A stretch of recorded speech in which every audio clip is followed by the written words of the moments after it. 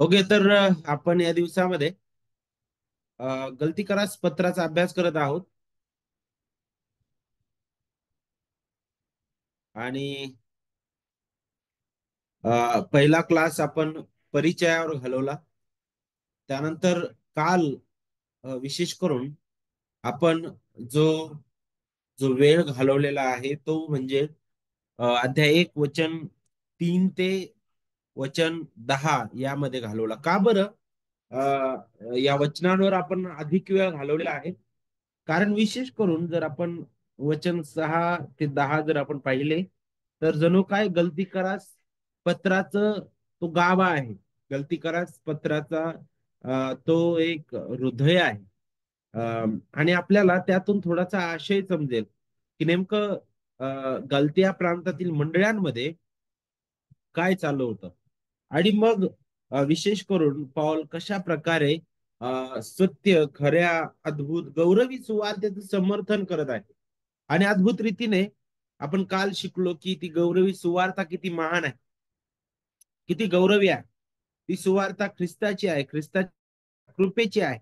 आणि ती सुवार्ता पुन्हा मनुष्याने पौलाला दिली नव्हती, किंवा ते आपोआप त्याच्या तर्काने आलेले नाही, तर खुद्द देवापासून आलेले आहे. आणि पॉल पुढे जाऊन म्हणतो, की जर जी मी सुवार्ता अगोदर गाजवलेली आहे, तिला सोडून जर मी पुन्हा आलो आणि जर दुसरी सुवार्ता गाजवायला लागलो, माझ्यापेक्षा जर दिव्यदूत स्वर्गातून आले आणि जर त्यांनी सुद्धा तसं करायला लागले, तर सर्व मग कुणी असू द्या, तो दिव्यदूत असू स्वर्गातून आलेला किंवा कोणताही मोठा व्यक्ती असू द्या, जर तो ख्रिस्ताच्या सुवार्तेला विपरीत करत आहे, तर तो शापभ्रष्ट असो, तो शापभ्रष्ट असो. आणि फार भयानक हे शब्द आहेत. आणि ज्याबद्दल आपण काल शिकलो होतो, की शापभ्रष्ट म्हणजे काय, अनाथेमा म्हणजे तो जागीच राख हो त्याची, तो नष्ट होऊन जाऊ, नाही का. आणि तो भस्म होऊ, नाही का, देवाच्या क्रोधाने. कारण खुद्द ज्यावेळेस तो ख्रिस्ताच्या सुवार्तेशी खेळ करत आहे, तर खुद्द तो देवाशी झगडत आहे. देवाला देवाला विरोध तो करत आहे. आणि देवासमोर कुणीच टिकाव धरू शकणार नाही, नाही का. तर या गोष्टी आपल्याला समजून घेणं गरजेचं आहे. त्यानंतर शेवटी आपण पाहिलं, की जर पौल वचन 10 मध्ये म्हणतो, की मी आता मनुष्याची किंवा देवाची मनधरणी करायला पाहत आहे, मी मनुष्याला संतुष्ट करायला पाहत आहे काय? मी अजूनपर्यंत मनुष्यांना संतुष्ट करत राहिलो असतो, तर मी ख्रिस्ताचा दास नसतो. तर यातून आणखी एक समस्या आपल्या समोर उभी राहील. एक तर त्या मंडळीमध्ये चुकीचं शिक्षण चालू होतं. जे यहुदी जे शिक्षक होते, ते ख्रिस्ताची सुवार्ता विरूप करत होते. ख्रिस्ताच्या केलेल्या कार्यासोबत ते स्वतःची कर्म, नियमशास्त्रचं पालन करणं, सुनता करणं किती महत्वाचं आहे. आणि पुन्हा जुन्या कराराकडे ते घेऊन जात होते. आणि जुन्या करारातील जे नियमशास्त्र आहे, त्या नियमशास्त्राचं पालन करणं किती गरजेचं आहे. ज्यावेळेस तुम्ही ख्रिस्ताने केलेलं कार्य त्यासोबतच तुम्ही सुद्धा ज्यावेळेस सुनता कराल आणि तुम्ही सुद्धा नियमशास्त्राप्रमाणे चालाल, त्यावेळेस तुम्ही जे आहे खऱ्या रीतीने देवासमोर नीतिमान म्हणून उभे राहू शकाल. ज्याबद्दल आपण काल शिकलो होतो, नाही का. आणि पौलाने तर असं कधीच नाही शिकवलं. तो ज्यावेळेस पहिल्या सुवार्ता प्रसार फेरी दरम्यान गलती या प्रांतामध्ये विविध ठिकाणी गेला, आपल्याला माहित आहे, की त्याने प्रत्येक वेळी अगदी प्रखरतेने ख्रिस्त गाजवलेला आहे. जुन्या करारातून त्यांनी स्पष्ट करून सांगितलं, की ज्या मसीहाबद्दल प्रत्येक संदेश त्याने ज्याची वाट पाहिली, ज्याची घोषणा केली, ज्याच्याबद्दल भविष्य विदित केले, तो मसीहा ख्रिस्त आहे. त्याने मला त्या दिमिश्काच्या वाटेवर मला त्याने कह्यात घेतलेला आहे. आणि पहा, तो मसीहा जो ख्रिस्त आहे त्याची घोषणा मी करतो. त्याने मला राष्ट्रीयांसाठी प्रेषित म्हणून नेमलेला आहे. तो अगदी त्या सभास्थानात जायचा, ज्यावेळेस त्या ठिकाणी यहद्यांकडून त्याला विरोध व्हायचा, तो तो आपलं आपलं मुख परराष्ट्रीयांकडे वळवायचा. तसंच गलती या प्रांतामध्ये त्याने तसंच केलेलं आहे. आणि या सगळ्या गोष्टीबद्दल विचार करत असताना पौलाने कधीच मनुष्याला आवडणारी, मनुष्याची मनधरणी करणारी अशी बातमी कधीच मनुष्याला त्याने सांगितलेली नाही. कारण पौल म्हणतो, की मी कुणाला खुश करावं, मी कुणाला संतुष्ट करणार आहे. जर मी मनुष्याला खुश करणारा असो, तर मी ख्रिस्ताचा दास नाहीये. मी ख्रिस्ताचा दास कधीच होऊ शकणार नाही. जर मी मनुष्याला संतुष्ट करणार असे जीवन जगेल. पुष्कळदा अनेक सेवकांना हा मोह होतो, नाही का? पुष्कळ वेळा काय वेळ नाही का मंडळीमध्ये जर मी प्रखरतेने जर वचनाची घोषणा केली, तर कदाचित मंडळीतील लोक निघून जाईल. त्यांना दुःख वाटेल, वाईट वाटेल, नाही का? पण मग काय करायला पाहिजे? आपण अशी काही वचनं निवडू की ज्यामुळे मंडळीतील सगळ्यांना किती आनंददायक ते असेल. नक्कीच आपण प्रत्येक वचन जे आहे, जसं जसं समोर आपण शिकत जातो तसं ते वचन आपल्यासाठी मधुर होत जातं. आणि ती मधुरता मग आपल्या आपल्या जीवनासाठी कशा प्रकारे बरं? त्या वचनाची मधुरता मग त्यामध्ये आपल्याला बोध आहे, त्यामध्ये आपल्याला सुधारणूक आहे, दोष दाखविणं आहे, नीती शिक्षण सुद्धा आहे. दुसरे तिमोथीनुसार आपल्याला पाहायला भेटतं आणि या गोष्टी नेहमी मंडळीमध्ये पाहिजे. आणि पावलाच्या सेवेमध्ये सुद्धा अगदी स्पष्ट रीतीने ह्या गोष्टी होत्या. म्हणून वचन 10 अध्याय 1 आणि वचन 10 मध्ये तो ते स्पष्ट करत आहे, की मी जर मनुष्याला संतुष्ट करणारा असतो, तर मी ख्रिस्ताचा दास नसतो. जर मी आज आपल्या स्वतःकडे पाहून सुद्धा आपण हा प्रश्न विचारू शकतो, की खरंच मी माझी सेवा करत असताना मी कुणाला संतुष्ट करण्यासाठी माझी सेवा करत आहे. अ, कोणी कमिटी किंवा कोणी लोक पाहून किंवा कोणी अधिकारी पाहून, जर मी कोणत्याही प्रकारे माणसाकडे पाहून जर सेवा करत असेल, तर मी ख्रिस्ताचा दास नाही. हे आपण समजून घेणं गरजेचं आहे. कारण ख्रिस्ताची सुवार्ता अगदी प्रखर आहे, सरळ आहे. ती सगळ्यांना उपडं पाडते. सगळ्यांची चिरफाड करते. ख्रिस्ताचा गौरव प्रगट करते. आपली दयनीय अवस्था ते दाखवणारी आहे. आणि त्याबद्दलच आपण मग काल अनेक गोष्टी पाहिलेल्या होत्या.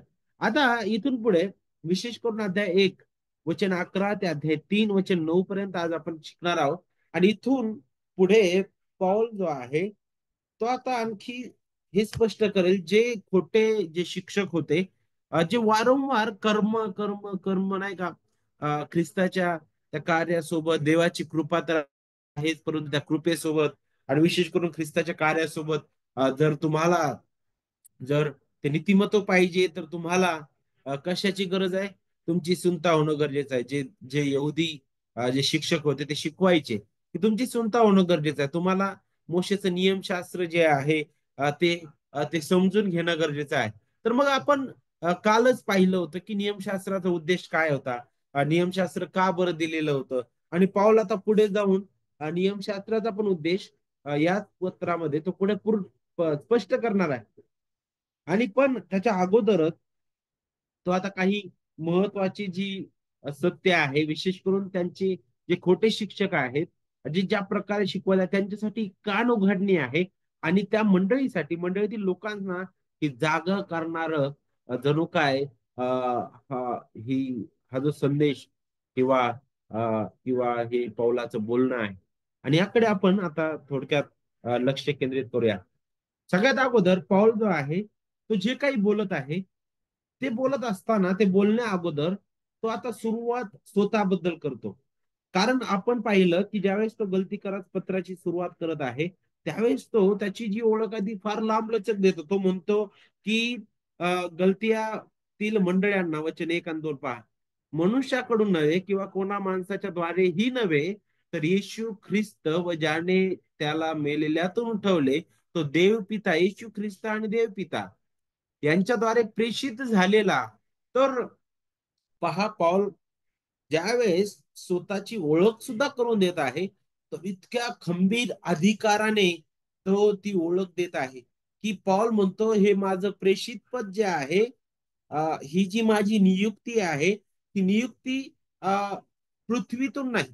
ही नियुक्ती कोणत्या संघटनेकडून नाही, कोणत्या लोकांकडून नाही, कोणत्या मंडळीने नाही, तर खुद्द देव जो पिता आणि देव जो पुत्र त्याच्या पकडून आहे. त्याने मला प्रेषित पद दिलेला आहे. मी ख्रिस्ताचा प्रेषित आहे. ख्रिस्ताचा प्रेषित आहे. प्रेषित म्हणजे आपल्याला माहित आहे पाठवलेला. आणि हा जो शब्द आहे विशेष करून आपल्याला पाहायला भेटतं राजदूताबद्दल मार्गदर्शन करतो हा शब्द. आणि तुम्हाला माहिती आहे का राजदूत जो आहे, ज्यावेळेस स्वतःच अशा प्रकारे म्हणतो की मी प्रेषित आहे ख्रिस्ताचा, त्यावेळेस तो नेहमी त्याच्या समोर ह्या गोष्टी आहेत. कारण पूर्वीच्या काळामध्ये प्रत्येक राजाचा एक राजदूत प्रत्येकाला असायचं, ज्याचं ज्याचं एक महत्वाचं कार्य असेल ते म्हणजे काय, की त्या प्रजेसमोर राजाचं प्रतिनिधित्व करणं, आणि विशेष करून राजाने सांगितलेले नियम आणि राजाने जे काही सांगितलेलं आहे ते जसंच्या तसं प्रजेसमोर प्रगट करणं. आणि पौल म्हणतो ज्यावेळेस की मी ख्रिस्ताचा प्रेषित आहे, तर नक्कीच पौल तेच करत आहे जे ख्रिस्ताने त्याला सांगितलेलं आहे. आणि म्हणूनच तुम्ही बघा, वारंवार पौल या पत्रामध्ये सुद्धा त्याबद्दलच बोलतो, म्हणतो की मी कोणा माणसाकडून नाही, तर ख्रिस्ताकडून आणि पित्याकडून प्रेषित झालेला आहे. आणि मग विशेष करून जर तुम्ही वचन 6 पासून पुढे वाचलं, विशेष करून वचन 6 पासून जर पुढे वाचलं, तर तिथं आता तो त्याच प्रकारे बोलतो. आणि मग वचन 11 मध्ये आपण येतो, तर 11ची सुरुवात तो आता बंधूंनो या शब्दाने करत आहे बघा.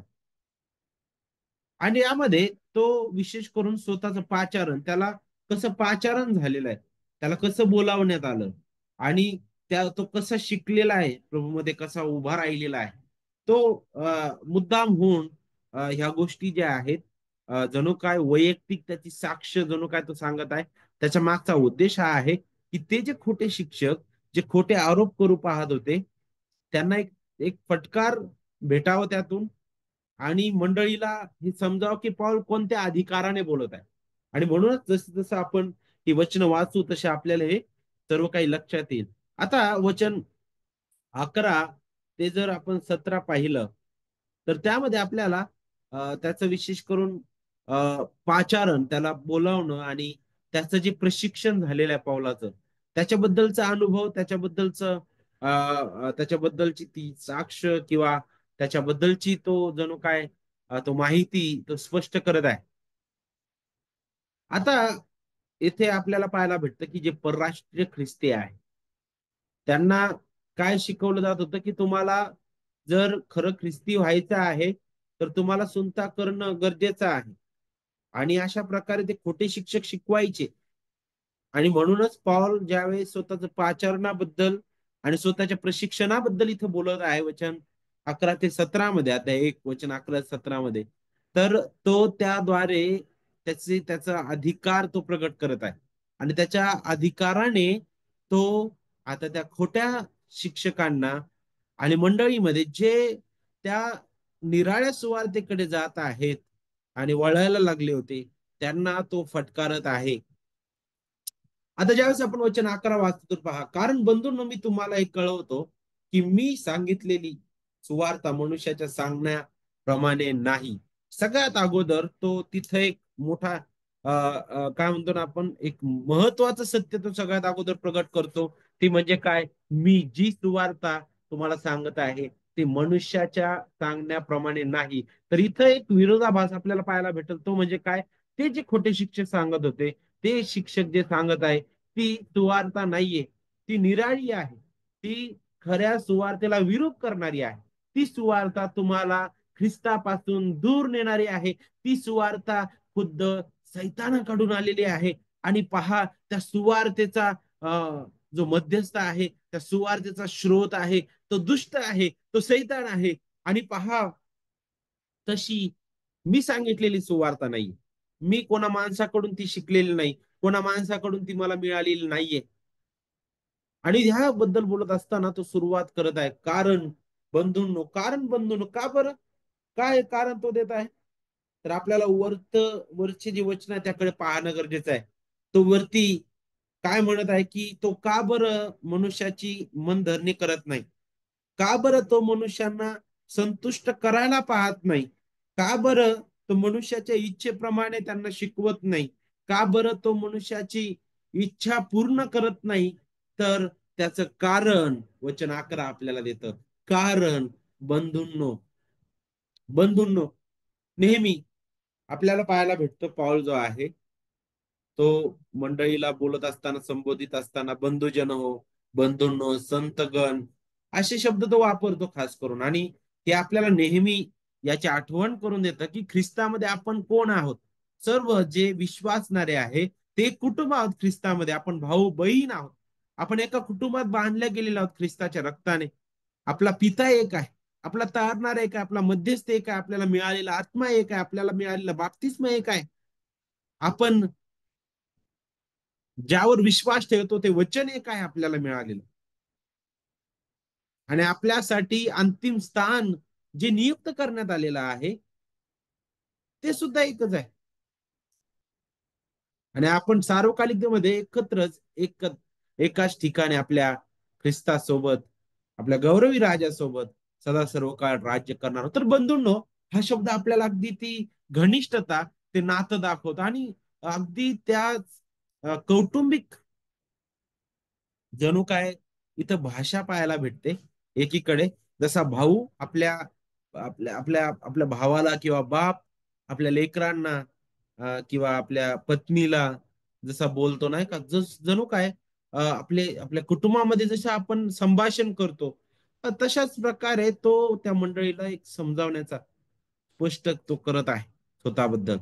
तो म्हणतो, कारण बंधूंनो, मी का बरं मनुष्याची मनधरणी केली नाही? का मनुष्याला मी संतुष्ट करणार नव्हतो? कारण ती सुवार्ता मला मनुष्याकडून आलेली नाही. मी मनुष्याच्या सांगण्याप्रमाणे ती सांगितलेली नाही. कारण वचन 12 आपल्याला सांगतं, ती मला मनुष्यापासून प्राप्त झालेली नाहीये. ती कोणत्या व्यक्तीने मला सांगितलेली नाहीये. ती मला कोणी शिकवली सुद्धा नाही म्हणे. अरे पहा कोण म्हणत आहे? जो परुषी, जो शास्त्री पारंगत होता तो. अगदी जुना करारामध्ये आणि मोशेच्या नियमशास्त्रामध्ये अगदी तज्ञ असणारा व्यक्ती. तो म्हणतो मला कोणी नाही शिकवली. यातून आपण समजू शकतो, की जोपर्यंत देवाचा आत्मा आपले आत्मिक नेत्र उघडत नाही, तोपर्यंत आपल्याला कितीही आपण पवित्र शास्त्र जरी शिकलेलं असलं, तरी आपण ती सुवार्ता, तो ख्रिस्त आपण त्याला कधीच जवळीकतेने ओळखू शकणार नाही. आणि तेच पौलाच्या बाबतीत सुद्धा होतं. तो तेच नियमशास्त्र पाहत होता. तो जुना करार तो अभ्यासत होता. परंतु त्याला कधी त्याच्या अगोदर तिथं ख्रिस्त त्याला दिसला नाही. पण ज्या वेळी आपल्याला पाहायला भेटतं त्याचं जीवन बदललेलं आहे. ख्रिस्ताने त्याला कह्यात घेतलं दिमिश्काच्या वाटेवर जाताना. तो खरं तर ख्रिस्ताच्या मंडळीचा छळ करायला निघालेला होता आपल्याला माहित आहे. पण तिथून मात्र ख्रिस्ताने त्याला त्याचा ताबा घेतला आणि अद्भुत रीतीने आपल्याला पाहायला भेटतं, की त्याने आता त्या नियमशास्त्राकडे पाहत असताना त्याला ख्रिस्त दिसतो. त्या जुन्या करारात पाहत असताना त्याला ख्रिस्त दिसतो आणि तो पहा आता अगदी उत्पत्तीकडे पाहतो. अरे हा ख्रिस्त तर मला तिथं त्या एदेन बागेत सुद्धा दिसतो. त्याची छाया मला एदेन बागेत दिसते. तोच पाऊल अगदी प्रफुल्लित झालेला आहे आणि तो म्हणतो मला आता ख्रिस्ताशिवाय दुसरं काही दिसतच नाही. आणि म्हणूनच तो म्हणतो, की आता माझं जगणं सुद्धा बदललेलं आहे. कारण माझं जगणं आता हे मी स्वतः नाही, तर ख्रिस्त आहे. आणि मग जे काही त्याला मिळालंय ते ख्रिस्ताकडून मिळालंय. प्रभू येशूच्या प्रगटीकरणाने ती मला प्राप्त झाली म्हणे. स्वतः ख्रिस्ताने ती दिलेली आहे त्याला. किती अद्भुत आहे ना? आता या संदर्भाची तो सुरुवात करत असताना तो म्हणतो, की मी स्वतःही सांगितलेली नाही. मनुष्याच्या सांगण्याप्रमाणे सांगितलेलं नाही. कारण ही मला मनुष्यापासून प्राप्त झालेली नाही. वचन 12 मध्ये बघा. ती मला कोणी शिकवली सुद्धा नाहीये. तर ती येशू ख्रिस्ताच्या प्रगटीकरणाने मला प्राप्त झाले आहे. किती अद्भुत आहे बघा. आता पुढे जाऊन पौल जो आहे तो अ, अगदी स्पष्ट करेल, की तो कसा होता. यहुदी दृष्टिकोनातून आणि त्या त्या धार्मिक त्यांच्या संस्कृतीनुसार जर पौलाच्या जीवनाकडे जर आपण पाहिलं, तर तो फारच आवेशी होता. जर तुम्ही अ, काही वचन पाहिले विशेष करून फिलिपिकरास पत्रामध्ये तो पाऊल त्याचा उल्लेख करतो नाही का, 3रा अध्याय वचन 4 ते 6 मध्ये, जिथं तो म्हणतो की जर तुम्ही देहावर भरोसा ठेवतात ना म्हणे, तर तुमच्यापेक्षा जास्त देहावर भरोसा ठेवायला मला जागा आहे म्हणे. का बरं? जर दुसऱ्या कोणाला देहावर भरोसा ठेवावा असं वाटतं तर मला अधिक वाटणार. फिलिपी अध्याय 3 वचन 4 ते 6. मी तर 8व्या दिवशी सुनता झालेला, इस्रायल लोकांतला, बन्यामीन वंशातला, इब्र्यांचा इब्री, नियमशास्त्र दृष्टीने परोशी, आस्थेविषयी म्हणाल तर मंडळीचा छळ करणारा, काय आस्था होती त्याची, कोणत्या लेवलपर्यंत आस्था होती. कुणी तिथं हिंमत करायला नव्हतं की जिथं पाऊल एकटा जातोय आणि ख्रिस्ताच्या मंडळीचा छळ करत आहे. त्याची आस्था पाहता यहुदी विचारांबद्दल, यहुदी विश्वासाबद्दल. तो म्हणतो नियमशास्त्रातील जर नीतिमत्वाबद्दल तुम्ही म्हणता ना, तर त्याच्याबद्दल तर म्हणे मी तर निर्दोष ठरलेला असा असेल म्हणे माझ्या दृष्टीने. अगदी ख्रिस्ताच्या मंडळीचा सक्रिय रीतीने छळ करणारा तो होता. किती त्या परंपरेवर तो प्रेम करणारा होता. यहुदी त्या विचारसरणीवर, यहुदी विश्वासावर आणि त्या सर्व गोष्टींबद्दल किती तो अवश्य होता पाऊल. तोच पाऊल आपल्याला पाहायला भेटतं पुढं. त्याचा त्याचा उल्लेख करत आहे वचन 13 मध्ये. यहुदी धर्मातल्या माझ्या पूर्वीच्या वर्तणुकीविषयी तुम्ही ऐकले आहे. तुम्हाला माहित आहे, तुम्ही ज्यावेळेस पावलाबद्दल विचार करता आणि विशेष करून गलतिया प्रांतातील लोकांना सुद्धा याची जाणीव होती की हा कोण होता. पावलाची साक्ष, पावलाचं जीवन त्यांच्या समोर होतं. तो म्हणतो की मी देवाच्या मंडळीचा पराकाष्ठेचा छळ करणारा असे आणि तिचा नाश करत असे म्हणे. आणि त्याच्यासाठीच तो पुढे निघालेला होता. आणि वचन 14 काय सांगतं, माझ्या पूर्वजांच्या संप्रदायाविषयी मी विशेष आवेशी होतो. त्याचा आवेश अगदी तिथंच दिसतो आपल्याला. तो किती आवेशी होता. आणि तो आवेशी असल्यामुळे माझ्या लोकांतल्या माझ्या वयाच्या पुष्कळ जणांपेक्षा यहुदी धर्मात मी अगदी पुढे गेलो होतो म्हणे. मी म्हणतो अगदी पुढे गेलेलो होतो म्हणे मी. का बरं पॉल त्याच्या या भूतकाळातील त्याच्या वागण्याचा आणि त्याच्या जीवनाचा विशेष करून तो इथं उल्लेख करत आहे. त्याचा मागचा उद्देश हा होता की जे गलतिया प्रांतामध्ये जे खोटे शिक्षक, जे यहुदी शिक्षक होते, ते ज्या प्रकारे शिकवत होते आणि ते स्वतःला फार आवेशी दाखवत होते. ते एकतर पावलाच्या प्रेषित पदावर पण आक्षेप घेत होते. दुसरी गोष्ट, लोकांना पुन्हा ते चुकीच्या प्रकारे आपल्याला पाहायला भेटतं की त्या ख्रिस्ताच्या सुवार्तेला विरोध करत होते. पुन्हा तुम्हाला सुनता करणं गरजेचं आहे. तुम्हाला नियमशास्त्राचं पालन करणं गरजेचं आहे. आणि तुम्हाला जर देवासमोर उभं राहायचं तर ह्या गोष्टी व्हाव्याच लागतील. तुम्हाला ख्रिस्ती बनायचंय ना, सगळ्यात आधी सुद्धा करा. तुम्ही मग ख्रिस्ती व्हाल. आणि पॉल म्हणतो, अरे तुम्ही काय सांगायला लागले नाही का? मी तुम्हाला सांगतो माझ्याबद्दल. मी काय होतो अगोदर. तुमच्यापेक्षा आवेशी जर कुणी असेल तर म्हणे मी तो होतो. सगळ्या लोकांमध्ये जर सगळ्यात पुढे गेलेलं कोण असेल ना तर मी तो होतो म्हणे. पण आता मी कोण आहे? पौलाबद्दल माहिती असणारं कोणी सुद्धा हे नाकारू शकणार नाही की तो ख्रिस्ताचा अनुयायी होण्यापूर्वी त्या इस्रायल लोकांच्या परंपराशी नाही का, त्यांच्या संस्कृतीशी फारच गंभीरपणे तो वागणारा होता. फार वचनबद्ध तो होता. पण जेव्हा पॉल ख्रिस्ती झाला, त्याचं जीवन बदललं गेलं नाही का ख्रिस्ताने. ज्यावेळेस त्याचा ताबा घेतला, आपल्याला पाहायला भेटतं तो एक विश्वासणारा म्हणून आता त्याने आपल्याला पाहायला भेटतं सुवार्तेचा प्रसार करण्याच्या हेतूने अनेकदा स्वतःला यापैकी अनेक परंपरांच्या अधीन केलेला आहे. पण त्यावेळी जो आवेश होता त्याचा यहुदी लोकांबद्दलचा, सॉरी त्याच्या त्या यहुदी परंपरेबद्दलचा तो आवेश आणि आत्ताचा आवेश यामध्ये फार फरक होता. कारण तो जो आवेश होता तो पूर्ण स्वतःच्या बळाने, स्वतःच्या घमंडासाठी, स्वतःच्या इच्छेप्रमाणे जगण्यासाठी होता.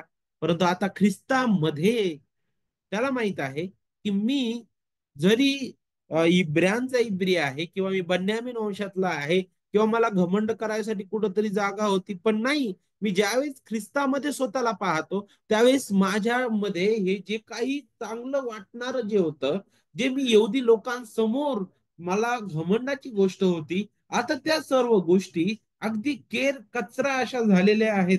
आणि त्याच तो पुढं फिलिपिकरास पत्रामध्ये स्पष्ट करतो की म्हणतो की आता मी ख्रिस्ता संबंधीच्या श्रेष्ठत्वाचं जे ज्ञान आहे त्याच्या श्रेष्ठत्वाप्रत पोहोचण्यासाठी, त्याच्या ज्ञानाबद्दल अधिक शिकण्यासाठी विचार करत असताना ह्या सर्व गोष्टी ज्या आहेत माझ्यासाठी आता हानिकारक आहेत. त्या हानीच्या मी समजतो आणि त्या केर कचरा अशा मी समजतो नाही का. तर ख्रिस्तासमोर आपलं वाक्चातुर्य, आपलं वागणं, आपलं बोलणं, आपलं काहीच कुठेच जागा नाहीये. आणि पावलाला हेच माहिती होतं. आणि त्यासोबतच इतका हा जर आयुष्य पावला आहे, जो म्हणतो की मी इब्र्यांचा इब्री होतो, जर मी त्या यहुदी परंपरेनुसार इतका आयुष्य होतो, तर पौलाने परराष्ट्रीयांना म्हणायला पाहिजे नव्हतं की तुम्ही सुनता करायला पाहिजे. पण नाही, पौल नाही म्हणत ते. का बरं? कारण हे तारण जे आहे ते आपल्या कोणत्या कृतीवर अवलंबून नाहीये. हे नीतिमत्व कोणत्या आपल्या कोणत्या कर्माने, आपल्या कोणत्या प्रयत्नांनी आपल्याला मिळत नाही, तर हे नीतिमत्व केवळ विश्वासाच्या द्वारे आहे. आणि पौल आता गलती करास पत्रामध्ये वारंवार हेच सत्य पुढे सांगणार आहे की केवळ विश्वासाने नीतिमान गणणं, केवळ विश्वासाने नीतिमान आपण ठरलेलो आहोत. आणि केवळ देवाच्या कृपेचं कार्य आहे. तो विश्वास कुणावर आहे? केवळ आणि केवळ प्रभू येशू ख्रिस्तावर आहे. आणि तेच पाऊल आता पुढे स्पष्ट करणार आहे. याबद्दल बोलत असताना डॉक्टर डोनाल्ड जे आहे ते अशा प्रकारे म्हणतात की मला वाटतं की आपल्या सर्वात जास्त लक्षात ठेवण्याची गोष्ट म्हणजे पाऊल सर्वप्रथम एक यहुदी होता. आणि तो एक यहुदी होता ज्याने नासरीतचा येशू जो आहे तो अभिवचनाचा मसीहा असल्याचं त्याला समजलं ज्या दिवशी ख्रिस्ताने त्याचा ताबा घेतलेला आहे. त्याने तोच नियमशास्त्राचा अभ्यास तो करत होता, ज्या नियमशास्त्राचा तो अगोदरही अभ्यास करत होता. परंतु आता त्याच नियमशास्त्राकडे पाहत असताना त्याने अभिवचनाचा मसीहाला जाणलं. तो मसीहा त्याच्या समोर प्रगट झाला. पाऊल हा वडिलांच्या परंपरेत वाढला होता. तो लहानपणापासून पवित्र शास्त्र ऐकत वाढला होता आणि त्याला परुषी म्हणून प्रशिक्षित केलं गेलं होतं. त्याला त्या शास्त्रवचनांचे सखोल ज्ञान होतं. खरं तर बहुधा पौलाला अनेक पुस्तके मनापासून माहीत होती म्हणे. आणि म्हणून आज आपण ज्याला जुना करार म्हणतो, ती सर्व संपत्ती, ती परंपरा इस्रायलच्या इतिहासाची आहे, जे अगदी पौलाच्या हृदयात रुतलेलं होतं ते.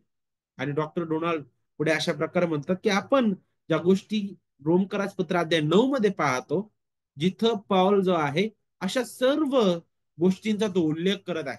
जिथं नकारात्मक गोष्टी सुद्धा आहेत आणि होकारात्मक गोष्टी सुद्धा आहेत.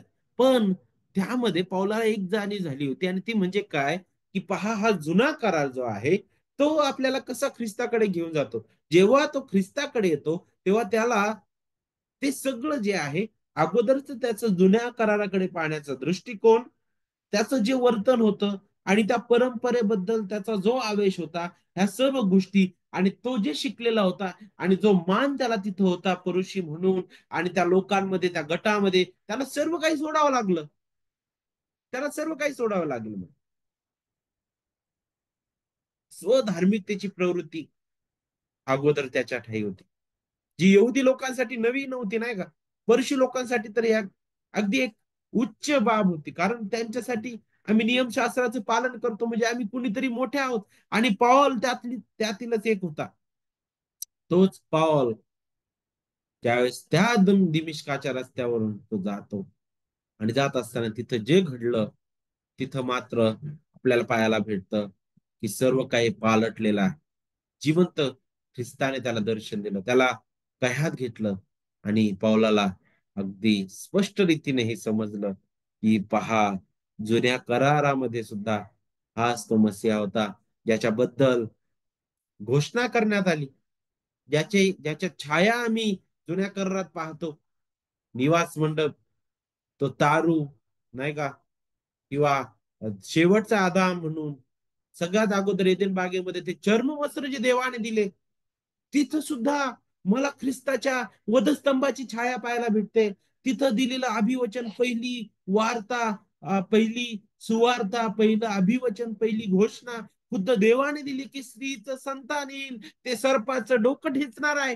वाव, किती सुंदर हे आहे, किती अद्भुत हे आहे. आणि पौलाला याची जाणीव होती. कधी झाली ती जाणीव? ख्रिस्ताने त्याला कायात घेतलं. तोच पाऊल उपदेश करतो. तेव्हा तो मुळात काय उपदेश करत आहे की नासरेतकर येशू तो हा आहे ज्याने जुन्या करारातील सर्व वचनं पूर्ण केलेली आहे. आणि म्हणून तो काय करतो माहितीये का, तो यहुदी धर्म वाईट आहे असा उपदेश करत नाही. उलट तो काय म्हणत आहे की नाही, मी जो अगोदर विश्वास ठेवत होतो, ज्या परंपरा मी मानत होतो, अरे उलट ती परंपरा मांडणं तिथं उलट वाईट होतं. ते चुकीचं होतं. ते मला माझ्या स्वधार्मिकतेकडे घेऊन जात होतं. मला ते चुकीच्या दिशेकडे घेऊन जाणार होतं. परंतु पहा खऱ्या रीतीने हे सर्व काही कुणासाठी सज्ज होत होतं, तर त्या ख्रिस्तासाठी. कुणासाठी? ख्रिस्तासाठी. जुना करार पूर्णपणे ख्रिस्ताबद्दल आहे. तुम्हाला माहिती का अमावस्येच्या वाटेने जाणारे जे दोन शिष्य होते ख्रिस्ताच्या पुनरुत्थानानंतर ख्रिस्ताने त्या दोन शिष्यांना दर्शन दिलं. आणि त्या ठिकाणी आपल्याला पाहायला भेटतं की ते जे शिष्य होते ते पाहत आहेत, त्यांनी ऐकलं अरे त्या कबरेत येशू नाही. तिथं जो खळबळ उडालेली आहे, जो भूमिकंप, ज्या ज्या गोष्टी झाल्या, लोकांनी वेगवेगळ्या प्रकारे शिपायांनी दुसरीकडे केलं की त्याला चोरून नेलं शिष्यानी. काही लोक म्हटले काय कुठं कुठं काय काय घडत आहे, पण येशू उठला आहे त्याच्याबद्दल त्यांनी ऐकलेलं होतं. त्यांच्या मनात गोंधळ चालू होता, ख्रिस्त तिथे आहे, ख्रिस्त त्यांच्याशी बोलत आहे. त्यांना कळत नाही. ख्रिस्त बोलत असताना तिथं आपल्याला शिकायला भेटतं की ख्रिस्ताने संदेश ते स्तोत्रे, नाही का, आणि नियमशास्त्र यातून स्वतःचा उलगडा करून त्याने त्यांना सांगितलं कुठं कुठं मी तिथं आहे. आणि तुम्हाला माहित आहे का, ज्यावेळेस ख्रिस्त त्या दोघांपासून निघून गेला अचानक जेवण झाल्यानंतर तिथंच, त्यावेळेस आपल्याला पाहायला भेटतं की ते दोघं एकमेकांमध्ये विचार करत असताना ते शिष्य काय म्हटले, अरे हा तर प्रभू आहे. आणि पहा ज्यावेळेस तो स्वतःचा उलगडा करत होता म्हणे त्याच्या वचनातून, त्यावेळेस आमच्या हृदयात खळबळ होत नव्हती काय म्हणे, खळबळ उडत होती. आणि तेच होतं जेव्हा ख्रिस्ताचा उलगडा त्याच्या वचनातून केला जातो, त्यावेळी आपल्याला पाहायला भेटतं की पाप्याच्या हृदयात उकळ्या फुटायलाच पाहिजे. फुटायलाच पाहिजे त्याच्या वचन. त्याचं त्याचं हृदय पूर्णपणे तुटायला पाहिजे. आणि पाऊलाच्या जीवनात ते झालं. म्हणून पाऊल जे करत होता, पाऊल त्या खोट्या शिक्षकांना सुद्धा हे स्पष्ट करत आहे. ज्यावेळेस तो वचन 13 मध्ये म्हणतो नाही का, की यहुदी धर्मातल्या माझ्या पूर्वीच्या वर्तणुकीविषयी तुम्ही ऐकलेलं आहे म्हणे. मी पूर्वजांच्या संप्रदायाविषयी खूप आवेशी होतो म्हणे मी, नाही का, खूप आवेशी होतो म्हटलेला. तर तो त्यातून त्यांना अगदी स्पष्ट करतो नाही का. इथं स्पष्ट रीतीने तो ह्या स्थितीने चाललेला होता. पण आता पुढे वचन 15 पासून पुढे पाहतो काय म्हणतो, तरी ज्या देवाने मला माझ्या मातेच्या उदरातून जन्मल्यापासून वेगळे केले व आपल्या कृपेने बोलावले, त्याला आपल्या पुत्राला माझ्या ठाई प्रगट करणे बरे वाटले, अशासाठी की मी परराष्ट्रीयांमध्ये त्याच्या सुवार्तेची घोषणा करावी. तेव्हा मानवांची मसलत न घेता मी आणि माझ्या पूर्वी झालेल्या प्रेषितांकडे यरुशलेमेस वर न जाता मी लगेच अरबस्थानात निघून गेलो व तेथून दिमिश्कास पुन्हा परत आलो. मग 3 वर्षानंतर मी केफाला भेटायला यरुशलेमेस वर गेलो आणि त्याच्या जवळ 15 दिवस राहिलो. पहा आता इथं तुम्हाला काही गोष्टींचं जर तुम्ही निरीक्षण केलं तर तुम्हाला शिकायला भेटेल. एक तर पॉल म्हणतो की माझी निवड अगदी मातेच्या उदरातून मी जन्मलेलो पण नव्हतो नाही का, त्या जन्मल्यापासून अगदी त्याच्या अगोदरच माझी निवड केलेली आहे. यातून आपल्याला शिकायला भेटतं की देवाची निवड ही सार्वभौम आहे. ही जगाच्या स्थापने अगोदर आहे. ही कोणत्या प्रकारे आपल्या कोणत्या चांगुलपणावर नाही. कारण पाऊल ज्यावेळेस मातेच्या उदरातून म्हणत आहे, तर लक्षात घ्या तिथं तो हे सांगत आहे की मी तर जन्मलेलंच नव्हतं. मी जन्मलेलं नव्हतं तर माझी कृत्य कुठं आहेत? मला माझ्या चांगुलपण दाखवायला जागा कुठं आहे? मला माझी माझी कर्म दाखवायला जागा कुठं आहे? कुठंच नाहीये.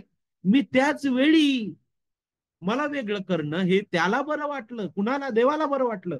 देवाच्या स्व इच्छेने ही निवड आहे. त्याच्या सार्वभौम इच्छेने आहे. त्याने त्याच्या कृपेने मला बोलावलेलं आहे. आणि त्याला आपल्या पुत्राला माझ्या ठाई प्रगट करणं बरं वाटलं म्हणे. किती अद्भुत आहे. पेत्राच्या बाबतीत सुद्धा तेच आपण पाहतो, जिथं ख्रिस्ताने विचारलं की तुम्ही मला कोण म्हणून म्हणता, त्यावेळेस पेत्राने दिलेली साक्ष, तुम्ही ख्रिस्त जिवंत देवाचे पुत्र आहात. त्यावेळेस देव ख्रिस्त काय म्हटला, हे माझ्या स्वर्गातील पित्याने तुला प्रगट केलेलं आहे. हे रक्त किंवा मांसाने प्रगट केलेलं नाही, तर नक्कीच आपलं रक्त आणि मांस आणि जगातील कोणती गोष्ट, माझं ज्ञान, माझं तर्क, माझे प्रयत्न कधीच मला ख्रिस्ताला ख्रिस्ताला माझ्या हृदयात प्रगट करू शकणार नाही, जोपर्यंत पिता माझ्या जीवनात कार्य करत नाही, मला आकर्षून घेत नाही, जोपर्यंत देवाचा आत्मा त्याच्या सुवार्तेद्वारे माझ्या हृदयाचा ठावा घेत नाही, मला नवीन जन्म देत नाही आणि मला खऱ्या रीतीने त्या सुवार्तेद्वारे माझ्या पापाबद्दल, माझ्या नीतिमत्वाबद्दल, माझ्या त्या न्याय निवाड्याबद्दल जोपर्यंत तो खात्री करून देत नाही, तोपर्यंत हे शक्यच नाहीये. पुढे माझ्या पूर्वी झालेल्या प्रेषितांकडे यरुशलेमेवर न जाता काय झालं मग बघा इथं. ज्यावेळेस दिमिश्काच्या वाटेवर तिथं ख्रिस्तान त्याचा ताबा घेतला, त्यानंतर तो कुठे गेला, लगेच अरबस्थानात निघून गेला.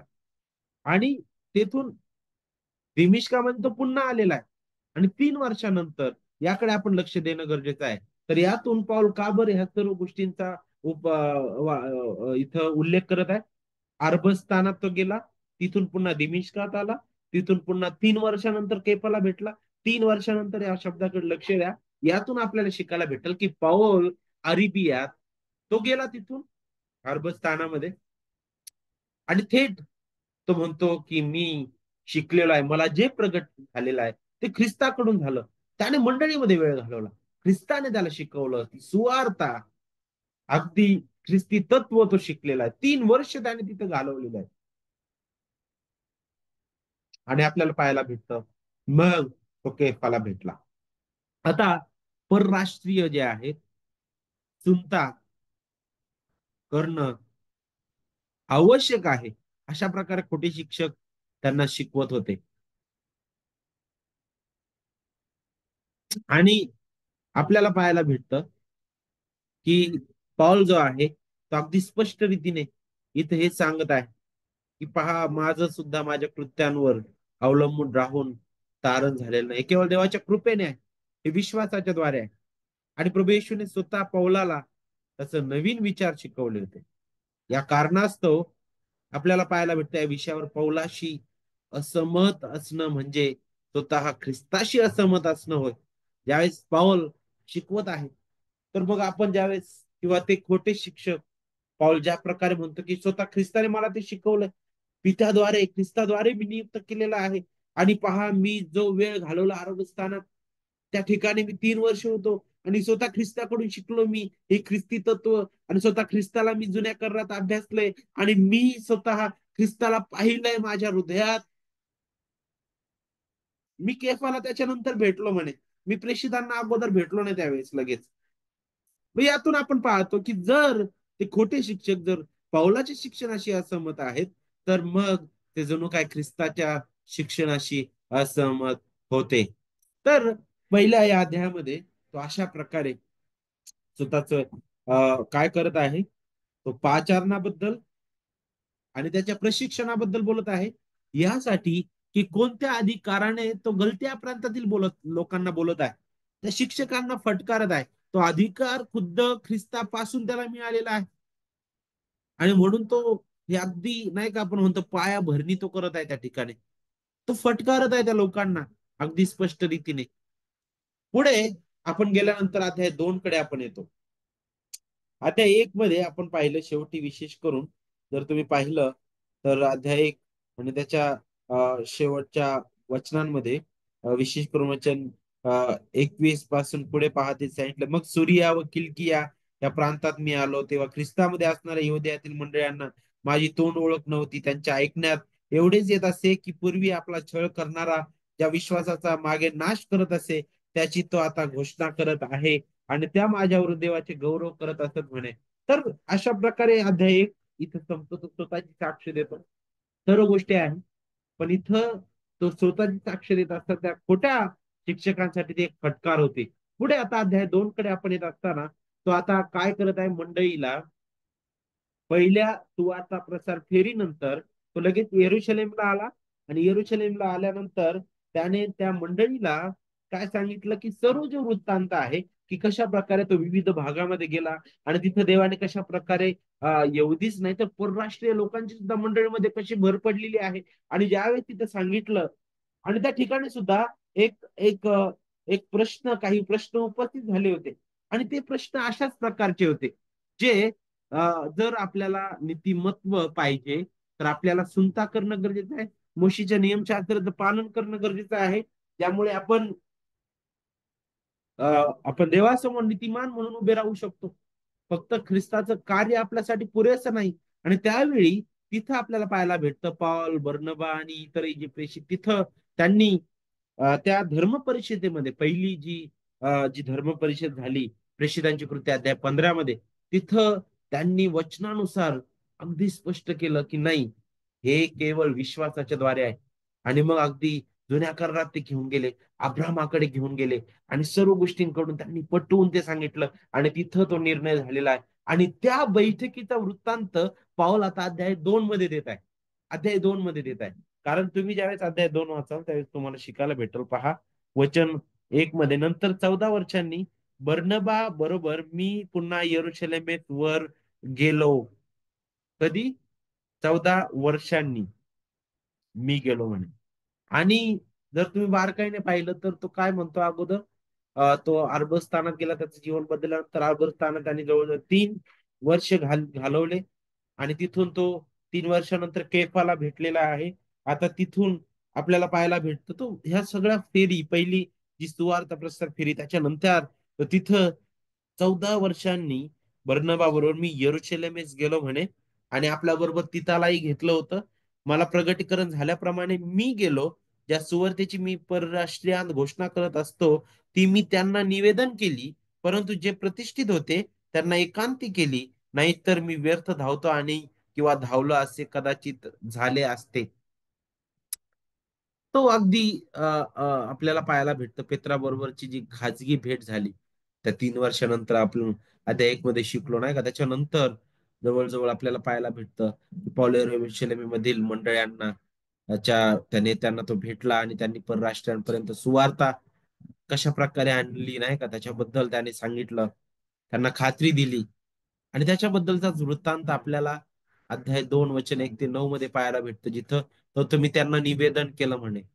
आणि मग पुढे वचन 3 मध्ये, तथापि माझ्या बरोबरचा तीत हा हेलेने असताही त्याला देखील सुनता करून घेण्यास भाग पाडण्यात आले नाही.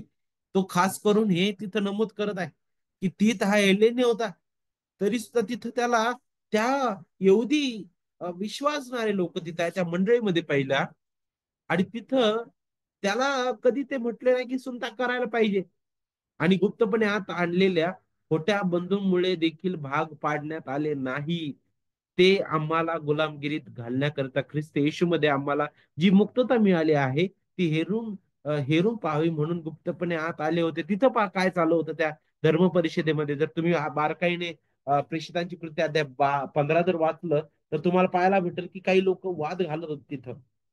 काही लोक जे पावलाला बर्नबाला ह्या लोकांना, विशेष करून या सगळ्या लोकांना ते अं, अडकवण्याचा प्रयत्न करत होते.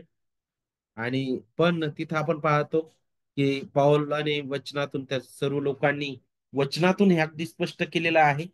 आणि जरी ते लोक घुसले म्हणे आम्हाला त्या गुलामगिरीत घालण्याकरिता, ख्रिस्त येशूमध्ये आम्हाला जी मुक्तता मिळालेली आहे ती हेरून पाहावी म्हणून ते गुप्तपणे आत आले होते म्हणे. पण काय झालं, सुवार्तेचं सत्य तुमच्याजवळ राहावे म्हणून आम्ही त्यांना घटकाभरही वश होऊन मान्य झालो नाही. आम्ही वश झालो नाही, कारण सुवार्तेचं सत्य ते अद्भुत आहे आमच्यासाठी. परंतु कोणीतरी प्रतिष्ठित म्हणून जे मानले जात होते वचन 6 मध्ये, ते कसेही असोत त्याचे मला काही नाही. माणसाला देव तोंडावरून मानत नाही म्हणे. त्या प्रतिष्ठांनी माझ्या सुवार्तेत काही भर घातली नाही म्हणे. तो त्या पुढाऱ्यांची आता आठवण करतो त्या मंडळीतील, की अरे त्या प्रतिष्ठित होते त्या ठिकाणी काही, त्यांनी त्या सुवार्तेत भर घातली नाही म्हणे. तर उलट जसे सुनता झालेल्या लोकांना सुवार्थ सांगण्याचे काम पेत्राकडे सोपवले आहे, तसे सुनता न झालेल्या लोकांना सांगण्याचं काम माझ्याकडे सोपवले आहे, असे त्यांनी पाहिलं म्हणे त्या लोकांनी, धार्मिक त्या पुढाऱ्यांनी, त्या यरुशलेमेतील मंडळीतील पुढाऱ्यांनी.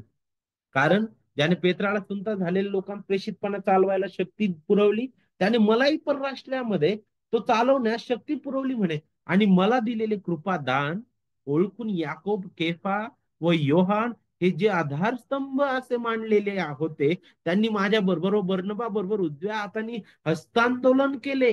अधिकार कुठून आहे?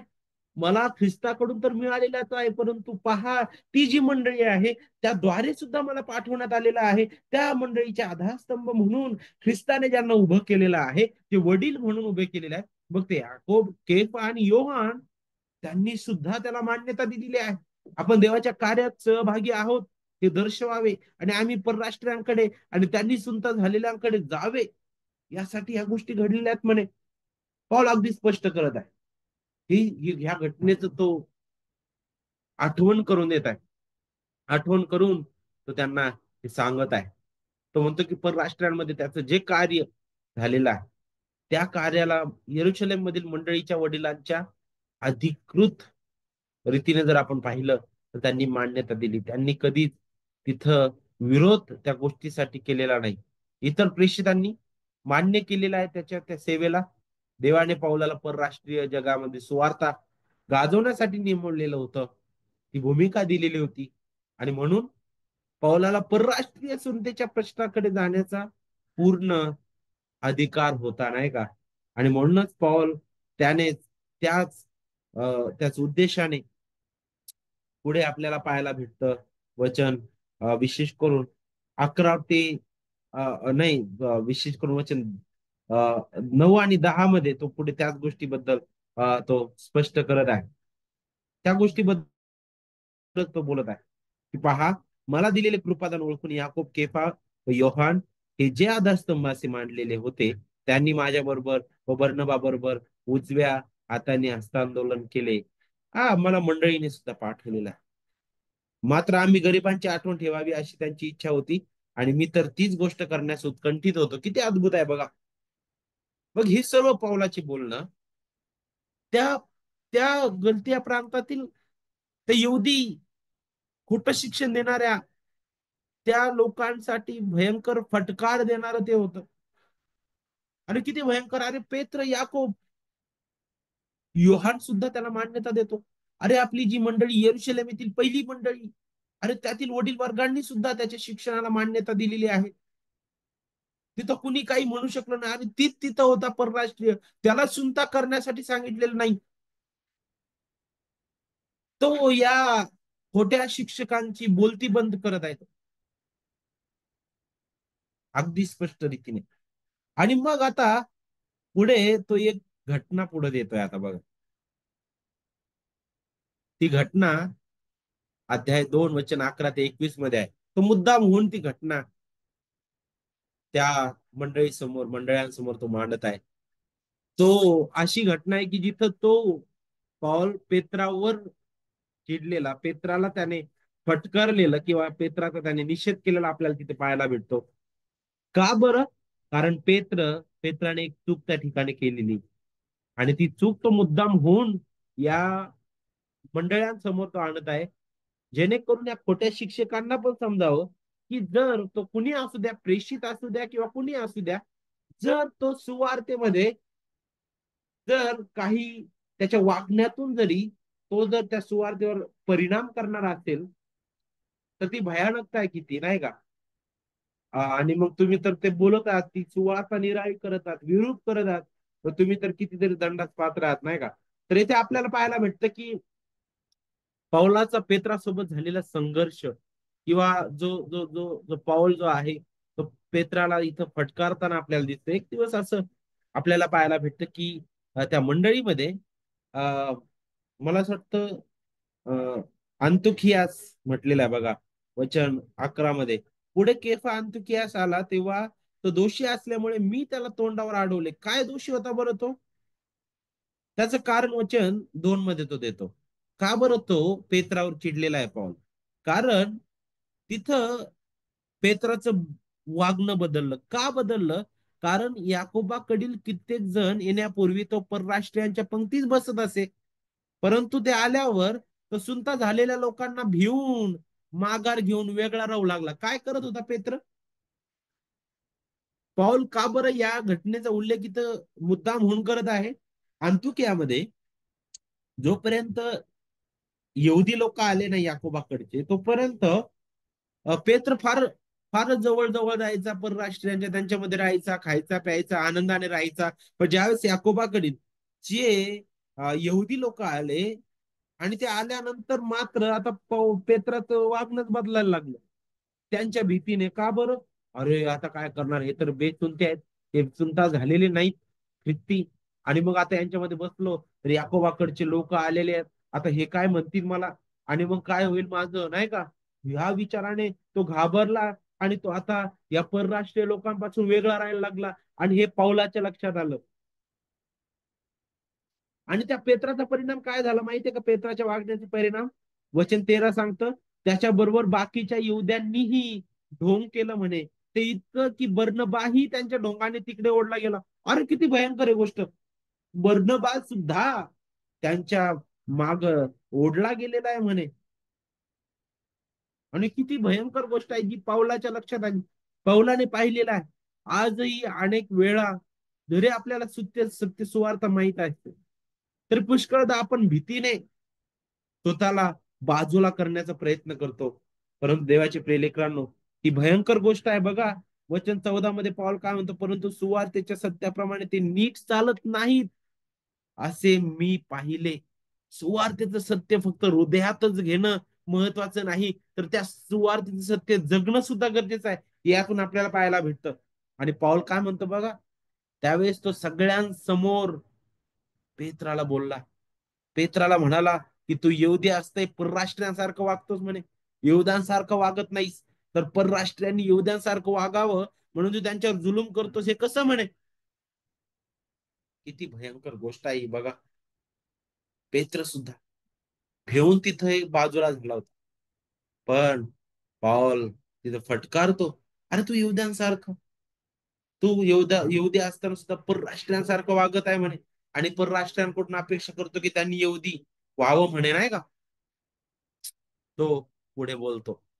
पुढे केफा, त्याच्याबद्दल आपण शिकलेला आहे. आणि म्हणून ह्या गोष्टी झाल्यानंतर पॉल त्याला आता स्पष्ट करतो खरं सुवार्ता काय आहे. वचन 15-16 मध्ये पहा, आम्ही जन्मता येऊदे आहोत, पापिष्ट परराष्ट्रीयांतले नाही, तरी मनुष्य नियमशास्त्रातील कृत्यांनी नीतिमान ठरत नाही, तर येशू ख्रिस्तावरील विश्वासाच्या द्वारे ठरतो.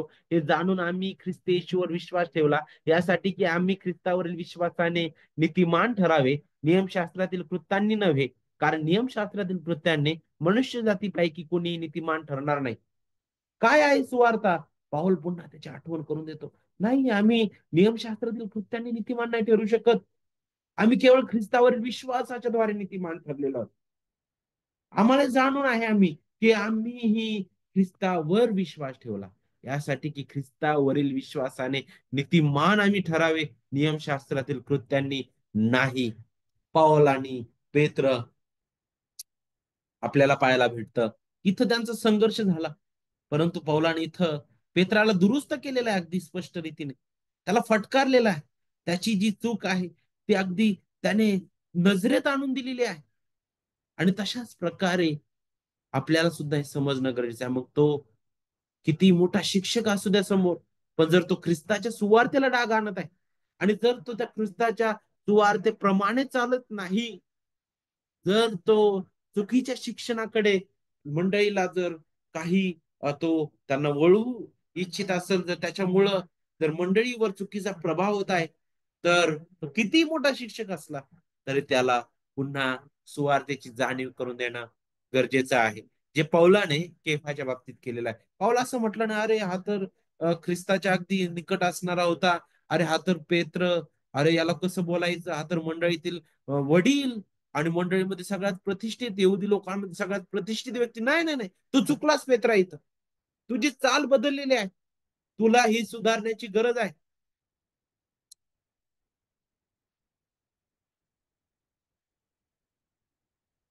काय आहे नीतिमत्व, कशा प्रकारे आहे, हे आपल्या कोणत्या वागण्याने बोलण्याने नाही, केवळ विश्वासाने आहे. आणि पेत्राने सुद्धा हे स्वीकारलं, नाही का? प्रेषित म्हणून पहा, जो पॉल तो सत्यापासून भटकायला लागलेला त्या प्रख्यात प्रेषित पेत्राला सुद्धा सुधारण्यासाठी त्याच्या अधिकाराचा जर तो वापर करतो आणि तो अधिकार पुरेसा होता, तर आता त्या घटनेतून पाऊल स्पष्ट करत आहे की पहा, जर तो अधिकार त्या अधिकारवाणीने जर पेत्राला मी बोलत आहे, तर गलतिया प्रांतामधील गलतियातील त्या खोट्या शिक्षकांना सुधारण्याचा अधिकार त्याच्याकडे आधी नक्कीच होता.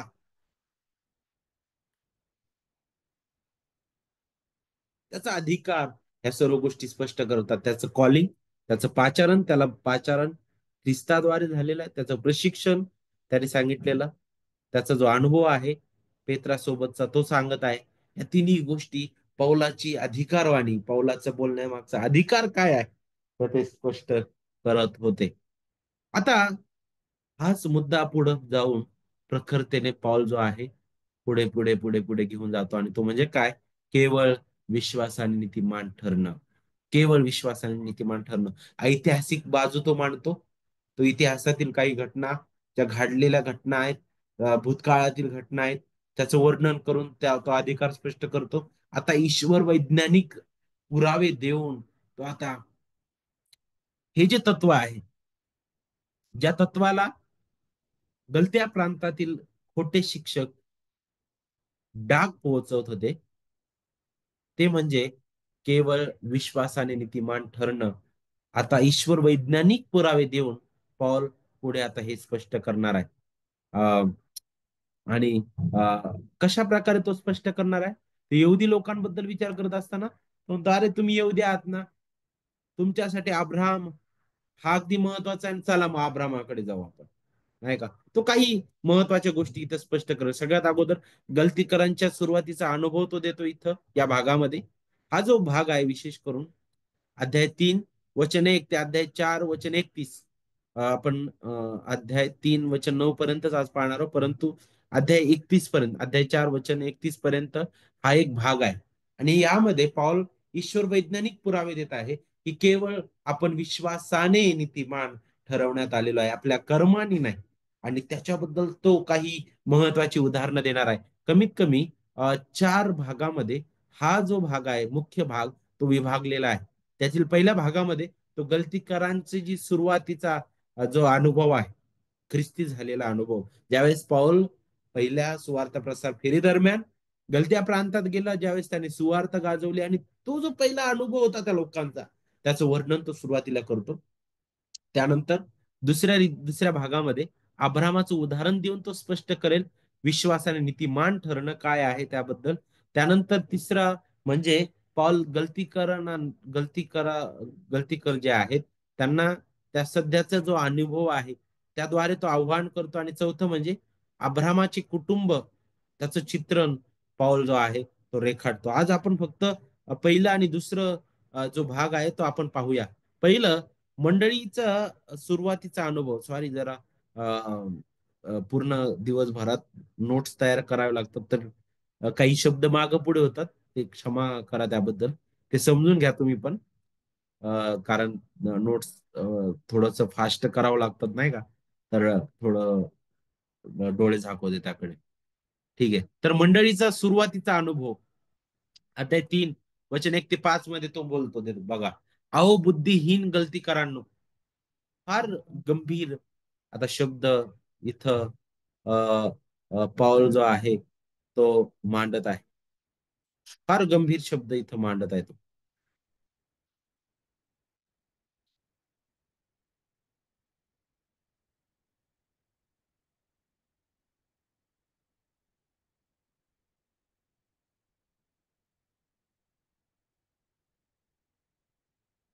स्क्रीन,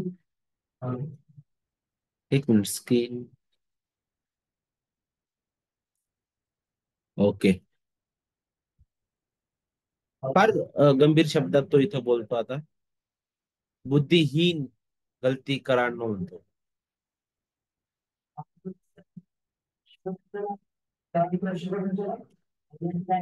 पौलाने आता विशेष करून तो ज्यावेळेस म्हणतो इथं बघा, अहो बुद्धिहीन गलतीकरांनो, वधस्तंभावर खिळलेला येशू ख्रिस्त ज्यांच्या डोळ्यांपुढे वर्णन करून ठेवला होता, त्यात तुम्ही सत्याचे पालन करू नये म्हणून तुम्हाला कोणी भुरळ घातली? तुम्हाला नियमशास्त्रातील कृत्यांनी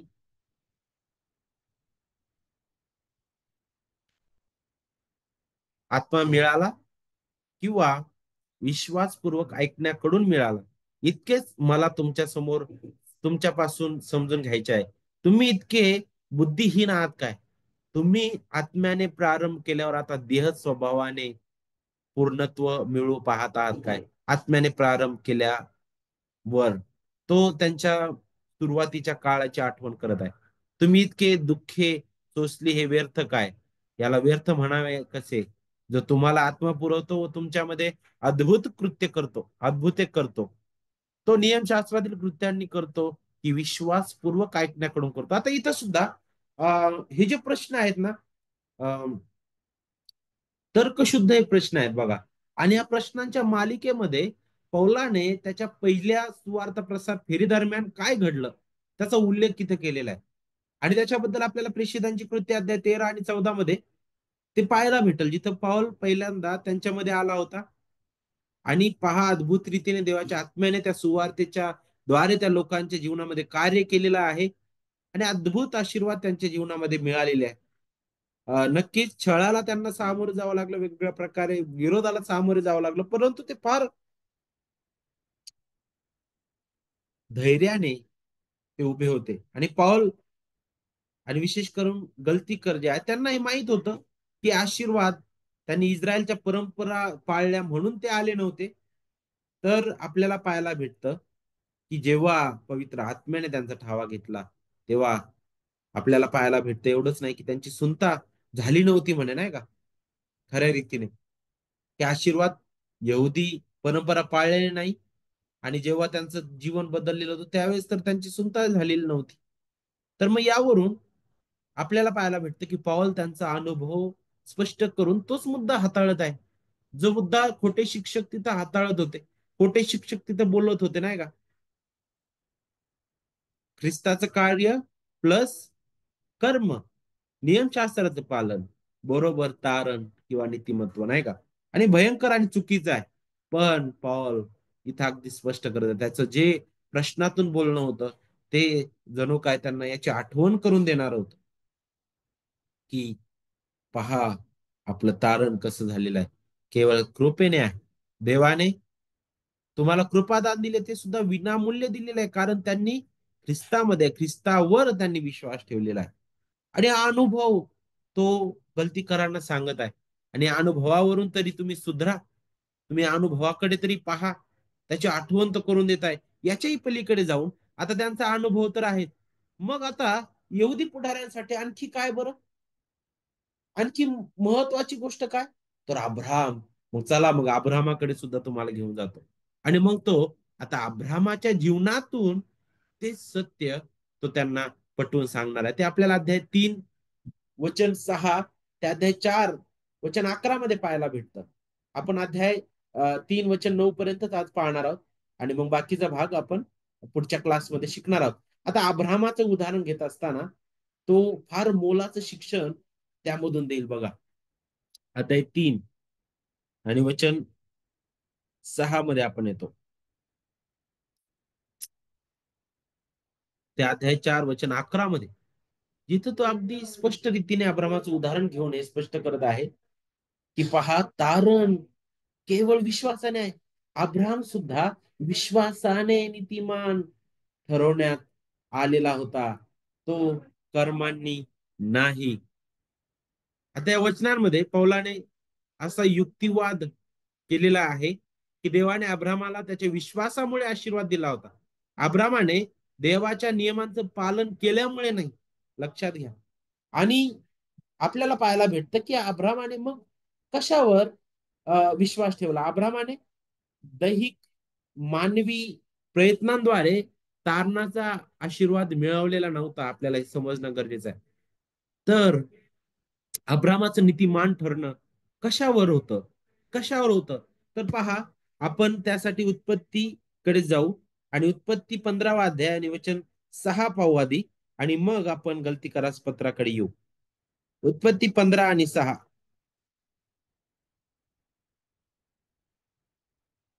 अब्रामाने परमेश्वरावर विश्वास ठेवला आणि अब्रामाचा हा विश्वास परमेश्वराने त्याचे नीतिमत्व गणला. आपण फक्त एकच पाहतो, नाही का,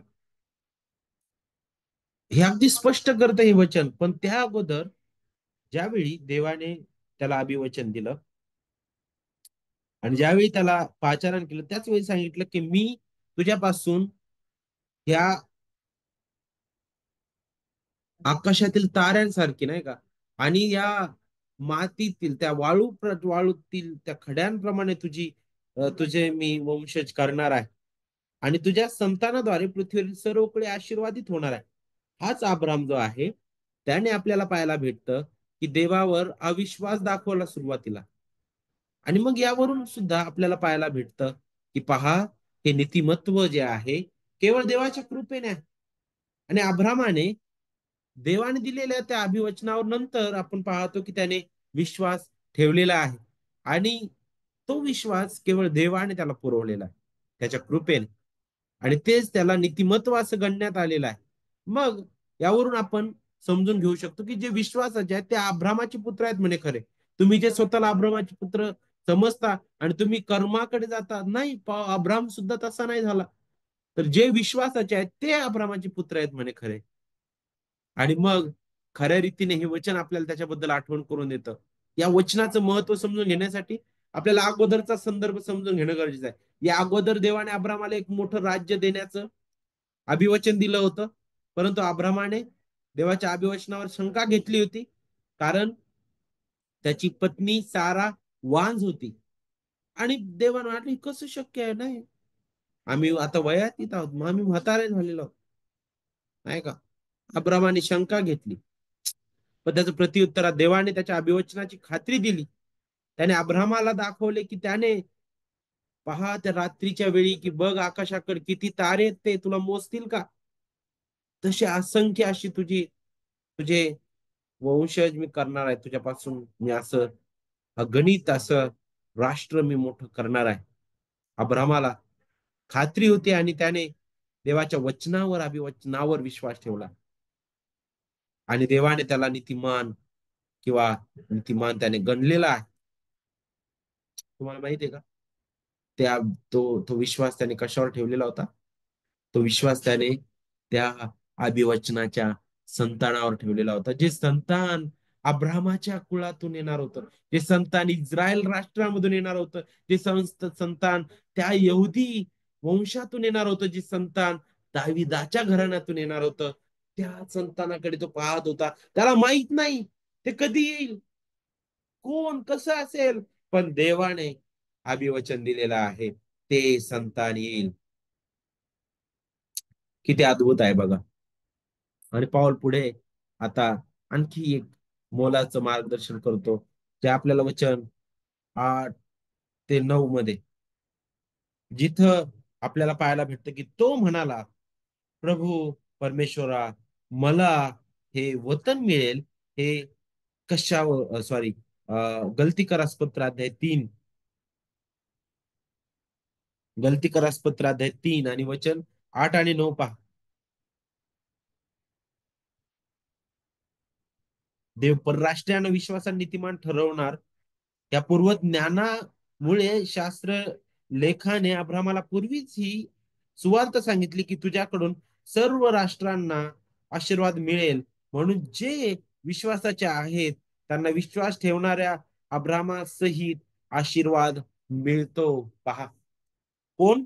परराष्ट्रीयांनाही आशीर्वाद, तारणाचं अभिवचन मिळालेलं आहे. ते कुणापासून? अब्रामापासून, अब्रामाच्या संतानापासून म्हटलेलं आहे. आणि हेच हेच वचन पाऊल आता अगदी स्पष्ट करत आहे बघा. उत्पत्तीमधून तो स्पष्ट करून सांगत आहे, तो मसिया जो उत्पत्तीमध्येच आपल्याला पाहायला भेटतो, आणि तो ख्रिस्त आहे. वचन 8 आणि 9 मध्ये पहा. आणि विशेष करून उत्पत्ती 12 आणि 3 मध्ये आपण पाहतो, जिथं अशी अपेक्षा केली की जी ख्रिस्ताची सुवार्ता किंवा सुवार्ता अब्रामाचा विश्वास असलेल्या विदेशी लोकांना नीतिमान ठरवेल. देवाचे आशीर्वाद संपूर्ण जगात परराष्ट्रीयांपर्यंत पोहोचवण्यासाठी देवाने अब्रामाला बोलावले होते. आणि पौलाने त्याचा असा निष्कर्ष स्पष्ट केला की परराष्ट्रीयांमध्ये ख्रिस्ताच्या सुवार्थेचा प्रसार केल्याने हे जे आव्हान आहे हे पूर्ण झालेलं आहे. हे आव्हान पूर्ण झालेलं आहे आणि पूर्ण होत आहे, की पहा, आज परराष्ट्रीय सुद्धा ख्रिस्ताकडे येत आहेत. आपण रक्ता मांसाने इस्रायली नाहीये, परंतु विश्वासाने, ख्रिस्तावरील विश्वासाने आता आपण अब्राहमाचे पुत्र झालेलो आहे. खरा इस्रायली ख्रिस्त जो आपल्या बदली जगलेला आहे ख्रिस्तामध्ये, आता आपण खरे इस्रायली झालेलो आहोत विश्वासाने. आणि अब्राहम त्याबद्दल बोलतो. पाऊल त्याबद्दल स्पष्ट करतो. अब्राहम विश्वासाने नीतिमान ठरवण्यात आला. तो पूर्ण नीतिमान झाला नाही. तो पापी होताच. पापी राहिलेला आहे. पापाचं वास्तव्य त्याच्यामध्ये अजूनही होतं. पण आपल्याला पाहायला भेटतं देवाने स्वर्गाच्या त्या दरबारात त्याला घोषित केलं, तो नीतिमान आहे. अब्राहम त्याच्या दृष्टीने नीतिमान त्याने गणलेला आहे देवाने स्वतः. अब्राहमाची सुनता होण्यापूर्वी हे घडलेलं आहे.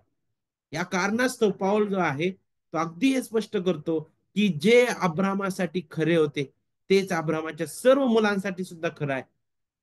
काय खरं होतं अब्राहमासाठी? अब्राहम विश्वासाने नीतिमान ठरलेला. तिथं कुठेही नियमशास्त्रचं पालन किंवा कुठेही सुनता करणं किंवा कोणत्याही प्रकारची कृत्य करणं तिथं जागा नाहीये. तर अब्राहमाने देवाच्या अभिवचनावर विश्वास ठेवलेला आहे. ते अभिवचन स्वतः ख्रिस्त आहे. आणि आज आपणही नीतिमान ठरतो. आपणही नीतिमान ठरतो. कशामुळे? कुठावर? तर जे अभिवचन अब्राहमाला देण्यात आलेलं होतं, ते अभिवचन ख्रिस्तामध्ये पूर्ण झालेलं आहे. ख्रिस्त आलेला आहे आणि तो खरा इस्रायली म्हणून तो जगला. त्याने सर्व आज्ञा पालन केलं. तो आपल्यासाठी आला. त्या वधस्तंभावर तो मरण पावलेला आहे. त्याने आपलं अनमोल रक्त सांडलेलं आहे. आपल्या पापाचं वेतन त्याने स्वतःवर घेतलं. सर्व देवाच्या न्यायनीती मान मागणं त्याने पूर्ण केले आपल्या जागेवर. आणि त्याचं नीतिमत्व त्याने आपल्या हातात बहाल केलं. जो कोणी त्याच्यावर विश्वास ठेवतो, त्या विश्वासाच्या द्वारे आपणही अब्रामाची मुले होतो. अब्रामाची मुले होतो. याबद्दल बोलत असताना डॉक्टर डेनी जे आहे ते अशा प्रकारे म्हणतात, की देवाने अ, उत्पत्ती 12 मध्ये अब्रामाला अभिवचन दिले तेव्हा अब्राम जो आहे तो निपुत्रिक होता. त्याला पुत्र नव्हता. पण देवाने त्याला अभिवचन दिलं की तुझ्या संतानाद्वारे पृथ्वीवरील सर्व कुळे आशीर्वादित होतील. इस्रायलाला असे लोक म्हटले जातं की जे परमेश्वरासाठी विशिष्ट आहेत आणि तरी राष्ट्रांमध्ये परमेश्वराचे आणि त्याच्या राज्याचे प्रतिनिधित्व करणारे लोक आहेत. त्यांना याजक राज्य म्हटलेलं आहे. पण आपल्याला माहित आहे की इस्रायल लोक जे आहेत अनेक मार्गाने याजकीय राज्य होण्यास असमर्थ राहिले होते, नाही का?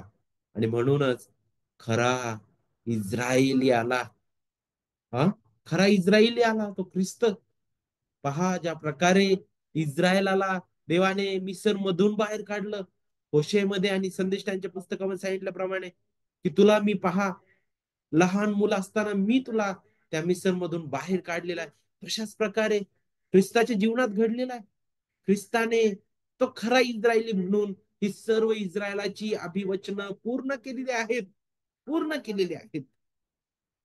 ख्रिस्त याजकांचा याजक म्हणून आपल्यासाठी आपल्या बदली स्वतःच रक्त घेऊन त्या सर्वोच्च स्वर्गात गेलेला आहे. त्याचं रक्त इतकं अनमोल आहे की जे आपल्याला जिवंत देवासमोर नीतिमान ठरविणार आहे. त्याने आपण शुद्ध होतो. कारण ते निर्दोष आणि निष्कलंक अशा जिवंत देवाच्या कोकराचं रक्त आहे. तो ख्रिस्त महान आहे. तो याजकांचा याजक, राजांचा राजा, संदेष्टांचा संदेष्टा आहे. त्याने ते कार्य पूर्ण केलेलं आहे. आज तो स्वर्गात विराजमान आहे. ते पुढं डॉक्टर डेनिसचे आहेत ते आणखी काय म्हणतात बघा. परंतु येशू हा अब्रामाचा अंतिम वंश आहे. आणि आता ख्रिस्तामध्ये नवीन कराराची मंडळी, अब्रामाचे वंशज आणि राष्ट्रांमध्ये आशीर्वाद मिळवण्याचे मार्ग दोन्हीही प्रभू येशू ख्रिस्ताद्वारे आता आपल्याला ते मिळतात. पाहिलं? पाऊल अद्भुत रीतीने त्या खोट्या संदेष्टांना फटकारत आहे, जे खरी सुवार्थ विपरीत करत होते. की हा केवळ कृपेने तारण आहे का? तारण केवळ विश्वासाच्या द्वारे. हा विश्वास केवळ प्रभू येशू ख्रिस्ताच्या परिपूर्ण कार्यावर आहे. आम्हाला कोणत्याही कृत्यांची गरज नाही आमच्या स्वतःच्या. ख्रिस्ताचं कृत्य पुरेसं आहे. ख्रिस्त आमच्यासाठी सर्वस्वी पुरेसा आहे. ख्रिस्ताशिवाय आम्ही काहीच करू शकणार नाही. आम्हाला ख्रिस्ताची गरज आहे. आम्ही हे नीतिमत्व आमचं स्वतःच नाही, ख्रिस्ताचं आहे. हे तारण आम्हाला ख्रिस्ताच्या द्वारे मिळालेलं आहे. केवळ देवाच्या कृपेने आम्हाला लाभलेला आहे. आमचा कोणताही सहभाग यामध्ये नाही. जो विश्वास आम्ही ठेवतो, तारणदायी विश्वास, तोही देव आम्हाला पुरवितो. पश्चाताप जो आमच्या हृदयात निर्माण होतो, तो देवाचा आत्मा त्याच्या सुवार्तेच्या परिपूर्ण कार्याद्वारे निर्माण करतो. आणि म्हणून यामध्ये सर्वस्वी गौरव देवाला आहे. आणि तुम्ही म्हणता की सुनता करा, तुम्ही म्हणता नियमशास्त्राचं पालन करा, याद्वारे तुम्ही ख्रिस्ताचा वधस्तंभ निरर्थक करता, असमर्थ करता, नाही का? आणि म्हणून देवाच्या प्रिय लेकरांनो, ख्रिस्ताच्या सुवार्तेसोबत आपण कशाचीही जर आम्ही जोड लावू, जर त्याच्यात आम्ही भर करू, तर आम्ही शापभ्रष्ट अशा. आणि म्हणून आपल्याला एक गांभीर्याने आज घेणं गरजेचं आहे. ते बाप करो आपल्याला हे समजण्यासाठी सहाय्य करो आणि ख्रिस्ताची सुवार्ता अधिक प्रखरतेने आपल्या हृदयात पडण्यासाठी सहाय्य करो. पुढील जो भाग आहे अब्राहमाबद्दल आणि त्याचं कुटुंब, सर्व गोष्टीबद्दल आपण येणाऱ्या क्लासमध्ये पुढे शिकणार आहोत. आपण इथे थांबणार आहोत. मग थांबूया, प्रार्थना करू.